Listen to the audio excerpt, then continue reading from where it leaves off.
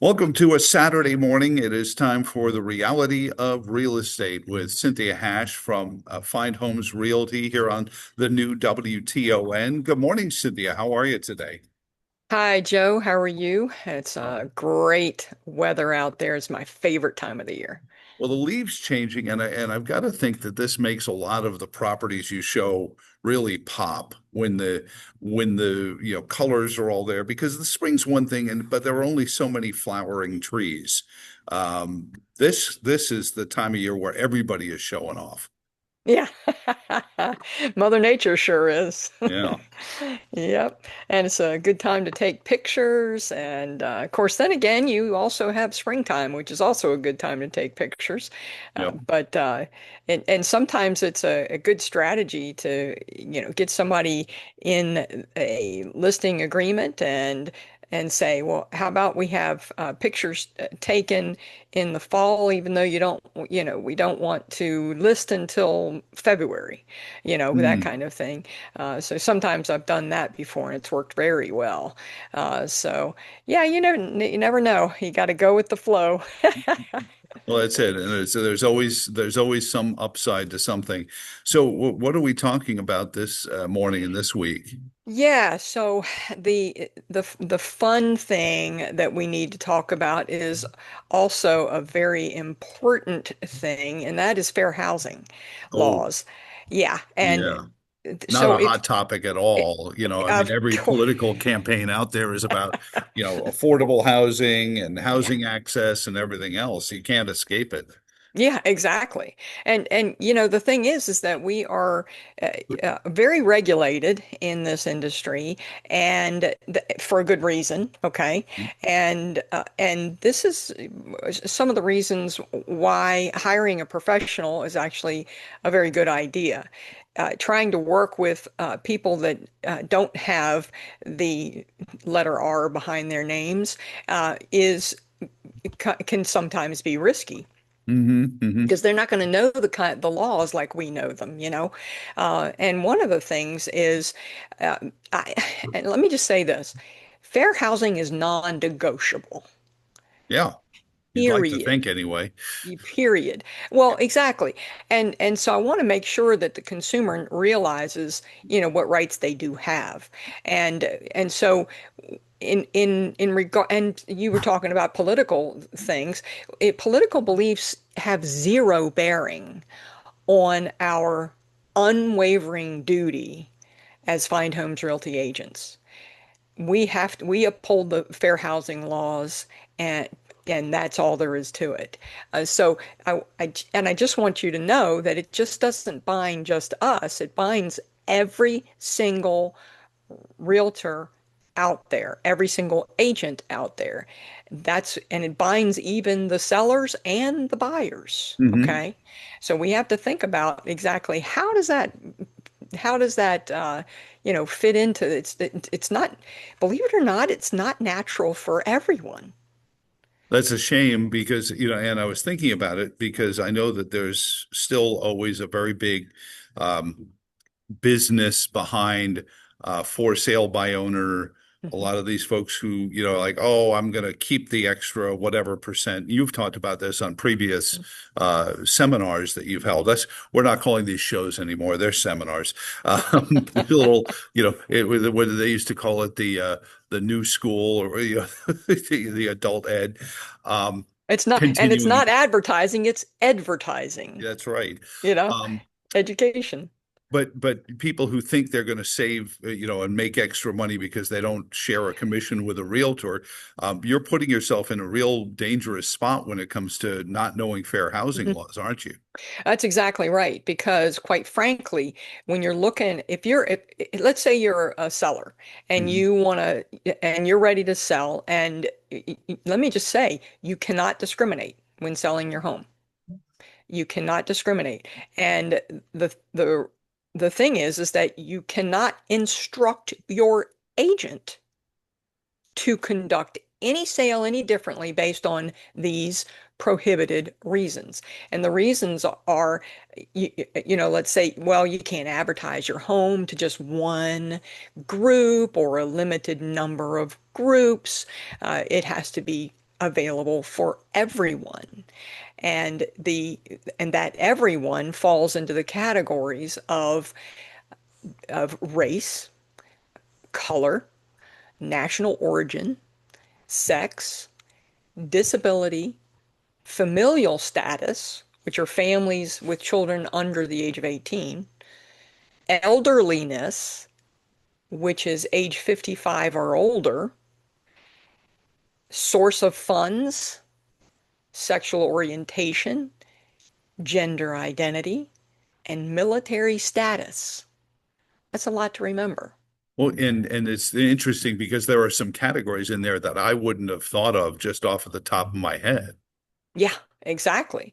And they're split differently. So in other words, you have national fair housing laws, and then you have Virginia fair housing laws, which actually have additional protected classes. So you're talking federal. Federal is for everybody. So that's race, color, religion, national origin, sex, elderliness, familial status, and disability.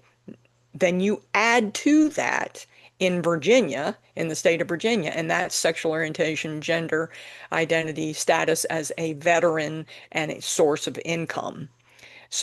Hmm. So even if you're talking about whether you're talking about buying, selling, or renting, it doesn't matter. All of these apply to you.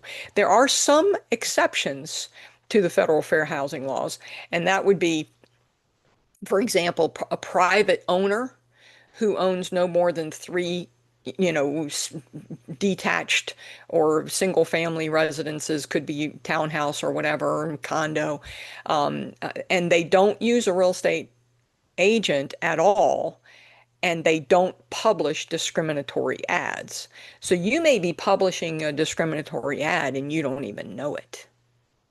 Right. If you're, Well, I mean, I hear people say, well, I only want this kind of, I only want to sell to a family with kids, or yeah, I don't want to sell to a family with kids, or and sometimes they're not even doing it for mean-spirited. Maybe they raised their kids in that home and they want somebody else to have that benefit, but you can't really narrow it down, can you?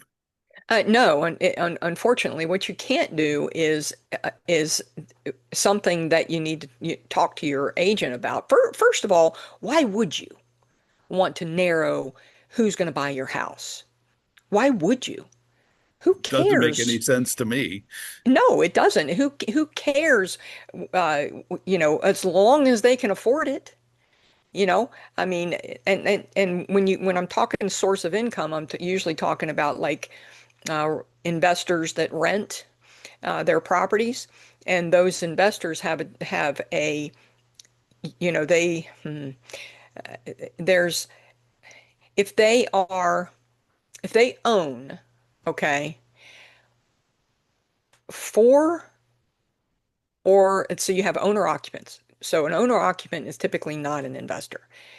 But if you are an owner occupant of four or fewer units, then there is an exception.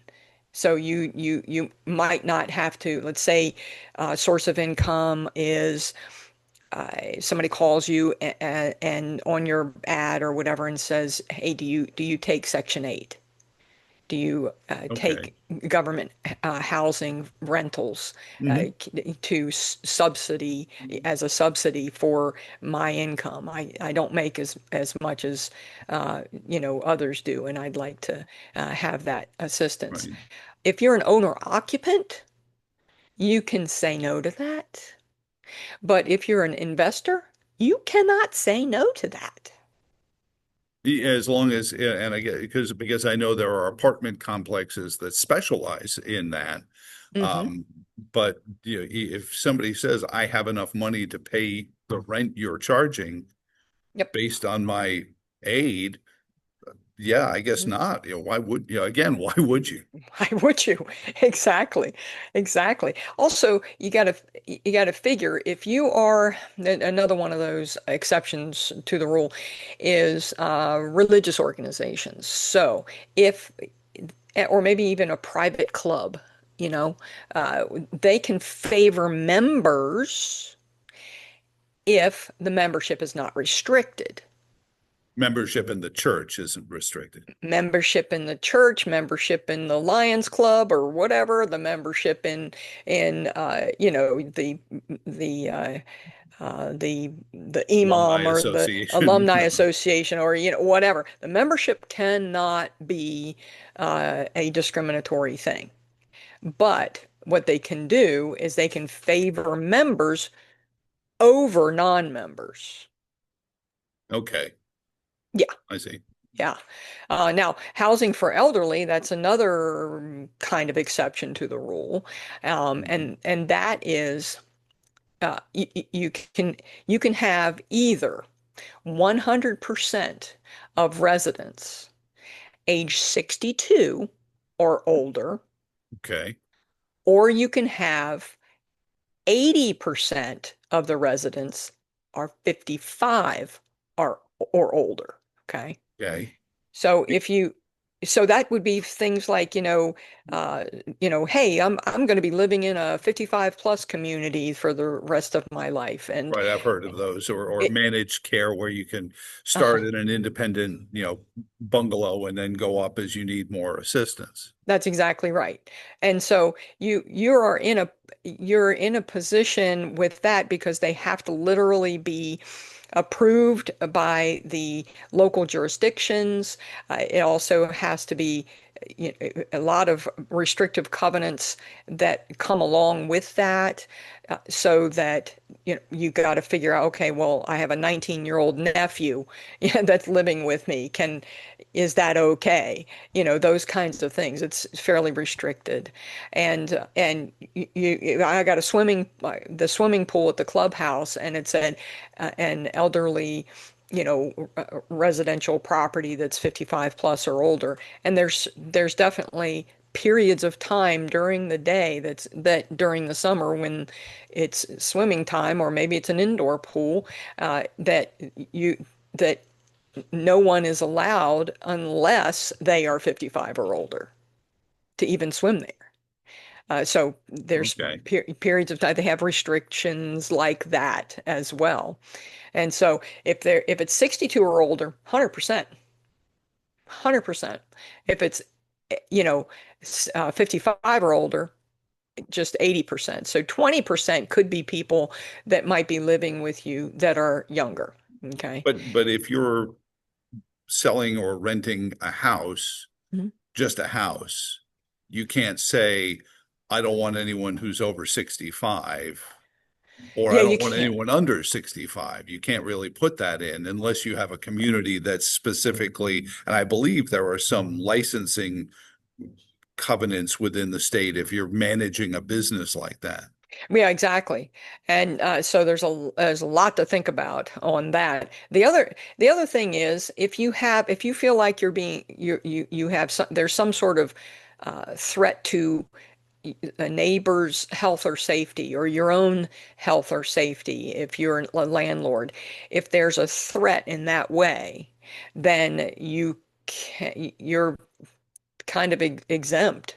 You can, that's an exception to the federal fair housing law. So if you've got somebody that falls into the one of the protected classes, but they're a criminal, or they're some sort of threat, to health and safety of any sort, maybe neighbors have been calling you if you're a landlord, and they've been that particular neighbor has been threatening them with a knife or a gun, or or being that kind of disruptive where Yeah, it's really safety and health, dude, hmm so that's pretty wild.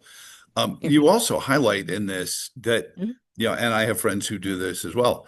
In doing that kind of investment is a very difficult thing to do. It's not just buy the house, rent the house, collect the money, because there's a lot of, you know, taking care of the properties, but also taking care of the people so that they're keeping up the property as if they own it and that kind of thing. That's exactly right. That's exactly right. And I think that it's, people probably wrongfully assume that renters are going to be, uh, going to just ruin their properties, and or maybe even they think certain kinds of renters, you see.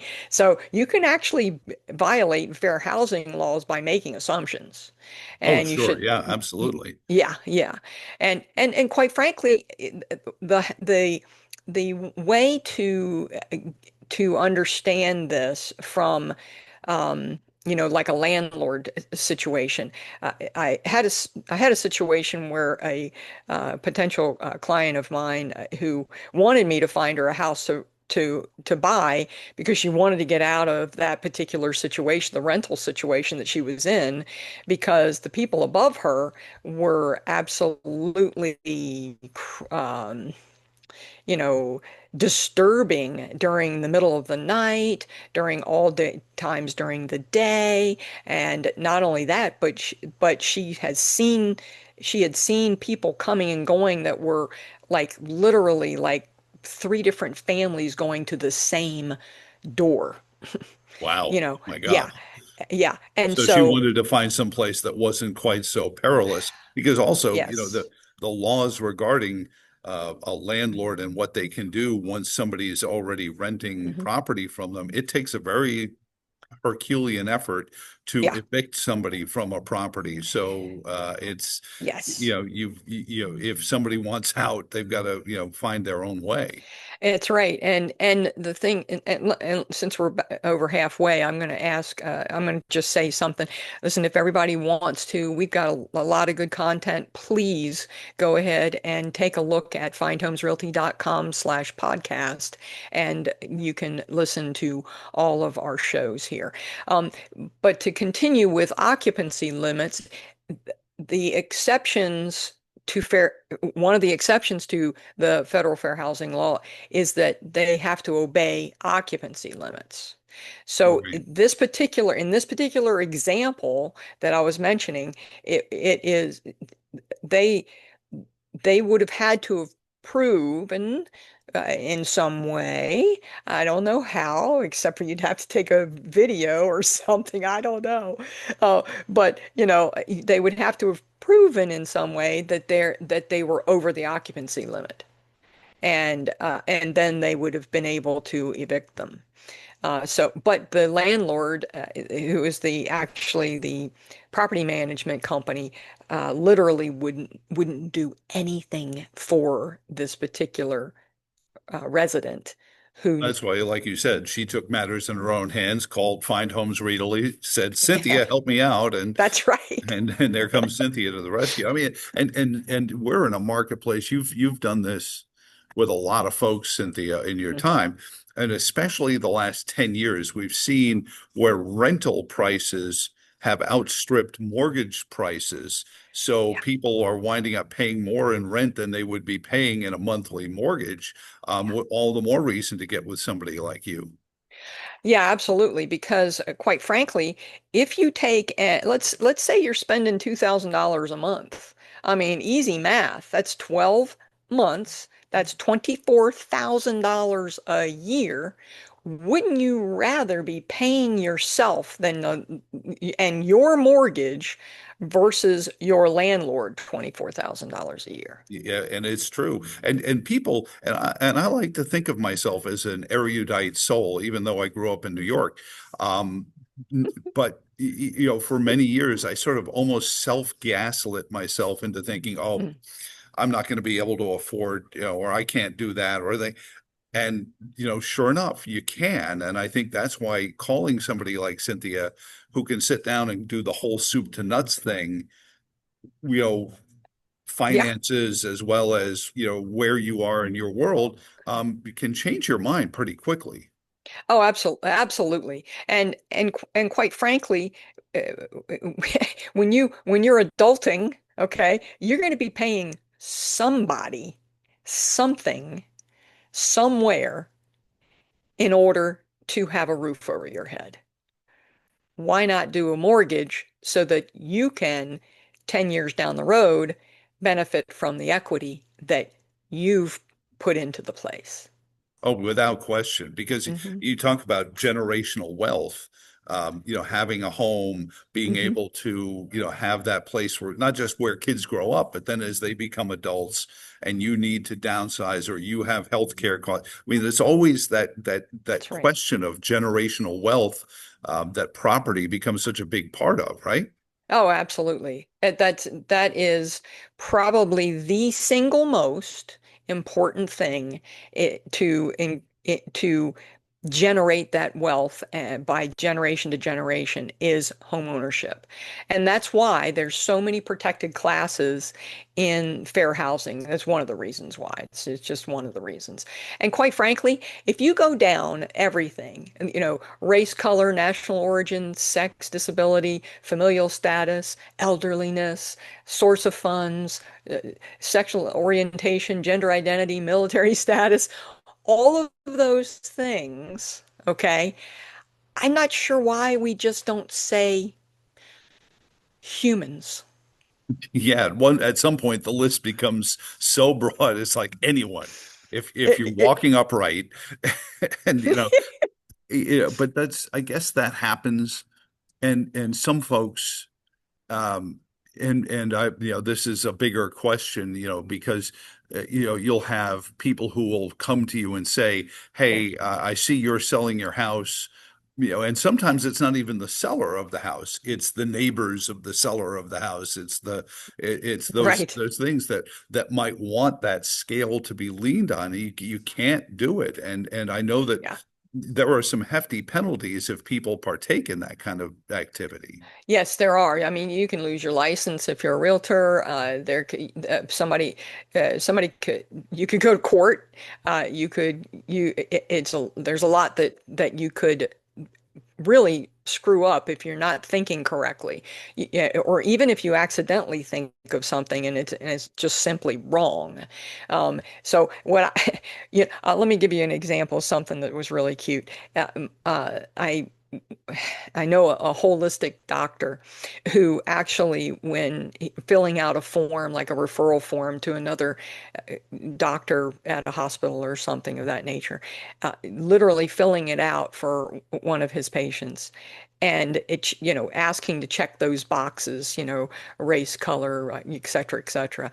And he just simply put another little box down, imaginary little box. He put that down, he filled it in, and he said, and the next line right over with it was human. And That's good. I like I that. thought that was hilarious. I thought it was great. It's proving a point because Sure. think of all the forms we have to fill out, and we have to tell you our our sex and Mhm. our color and our race and our religion or whatever. It just seems like it's kind of silly. Well, and you mentioned, ability to pay. I mean, that really comes down to Hmm. the end of it is can you pay the mortgage? And that's That's not right. the realtor's role. That's the mortgage lender's role. If you've qualified for a mortgage, Yes. here you go. And more people who are renters and property managers and people like that are requiring credit scores. Oh, you're right. I had even Hmm. forgotten that. And that's something that when I first moved to Charlottesville, that didn't happen. It was sort of, Yeah. interpersonal with the rental manager, but that adds a whole other level to it, Hmm. where a lot of folks are getting, as they're starting out, it's hard for them to even get a rental property Yes. because of credit scores and things like that. Well, I'll give you a hint. When my children were preteens, okay, I actually had a couple of credit cards and I put them on my credit cards as co-signers. Really? I Just so did. they developed a credit score? That's exactly right. Hmm. And Smart. and uh, by the time they were, you know, 18, 22 years old, it, it, it was helpful in regards to, like, my daughter was 21, I think, when she bought her first condominium. She wouldn't have been able to do that without a good credit score. Well, I guess that's the key is good credit scores. So you are Yeah. teaching them the responsible management of that, Hmm. not just saying here, go to, go to Five Below and have an afternoon. No, yeah, exactly. So you do have to teach them that, but I will say it is a good parental thing as long as you know you can trust the child not to overspend or anything of that nature. I do remember giving her a my cell phone back in the day when you it was minute by minute you were getting charged. And there was no I remember unlimited, those days. yes, no unlimited plans, right? And boy, she whack-a-moled that one. And it was, I don't know, it was just like a $600 bill or something. Oh my gosh. Holy Yes. cow. She said, "Us like, what have you done?" Oh, she never did that again, but still. And I made her work it off too, I'll tell you Well, that and much. that's a good lesson, though. That is Hmm. really a good lesson that kids need to learn. Yeah, for sure. But back to, fair housing, I would say that you got to just think of this. No bias, no exceptions. Equal service for everyone. And compliance is mandatory. So our commitment to ethical practice, it has always been, professional responsibility, treat everyone fairly, and our commitment to fair housing has always been absolute and non-negotiable. And our reputation is important to us at Find Homes Realty, and we strictly adhere to the fair housing laws. Quite frankly, to the point where I coach my agents to say, listen, I don't care what neighborhood you're in. If you get out of your car and your agent, your customer or client or your client gets out of their car, and you don't hit your button to lock your door, how do they know if you go to the next neighborhood and you decide to lock it? Wow, that's pretty subtle. I hadn't even thought about that. People would notice, like, oh, you're locking your car door in this neighborhood. Hmm. That's exactly right. You got to be careful because you cannot give off a any kind of hint, so to speak, Hmm. and they'll take it as a hint because they trust you as their professional. Right. And if you're locking your door in one neighborhood, and then that must not be a safe neighborhood if you're not locking it into the next one neighborhood. This is So true. Yeah. yeah. And so you have to be super duper careful with every single action that you're taking under those circumstances. And hey, uh, it doesn't matter. You can you leave your politics at the door. I know that most people make assumptions just because they might see you on Facebook or something, or Instagram or whatever your choice of social media is. But you got to be, you don't have to make assumptions based on that, even though a lot of people do. Well, and it's a business. And like you said, why would somebody say, I don't want your business? Yeah, That exactly. You doesn't know make what a lot of sense. and I typically say to my agents, listen, the only way you can discriminate, the only way you can discriminate is if they don't have the greenback to pay the mortgage or the rent. Well, sure. So somebody That's comes it. in and their credit score is in the double digits. You're going to say, well, I don't think we can help you here. Yeah, I mean, basically, I've seen where people can't get a even a place to rent if they're under 620 in their credit score. Oh, that's tough. And that is It tough. is tough. Yeah. Yeah. And so and the thing is, it has to be in there. They can't just make it up on the spot. It Right. has to be in their rules already. So if it's in their rules, then they're following fair housing, okay. If Yeah. it's not in their rules and you all of a sudden go, wait, what? Yeah, you could have a discriminatory case on your hands. So be very careful when you're dealing with others who are in the profession and you know you might have a case. Sometimes you can. There's times when I've had a consumer literally just tell me, "Hey, I don't like this neighborhood." Oh, okay. Well, you want to tell me why? And they go and they well, and they look around and they look around and I'm like, wait, what are you trying to tell me? Right. And they're looking at, maybe they looked at the bus that just dropped off the children or something, who knows? And Well, I'm like, and from a seller's standpoint, I mean, this is one of the reasons you've told us this on previous episodes. mhm. The seller shouldn't even be at the house No, when people no, are looking at it because you no. don't want that chance of, Mm-mm. guys pulling an ear like, oh, this is my signal for, not this couple or something like that. You don't even want the beginnings of something like that. That's right. Or even the fact that this is why we ask you to depersonalize the home. Right. So that people can't even accidentally get distracted by what your family looks like or worships or whatever. It doesn't matter. Right. So keep even a deer head that somebody has on the wall.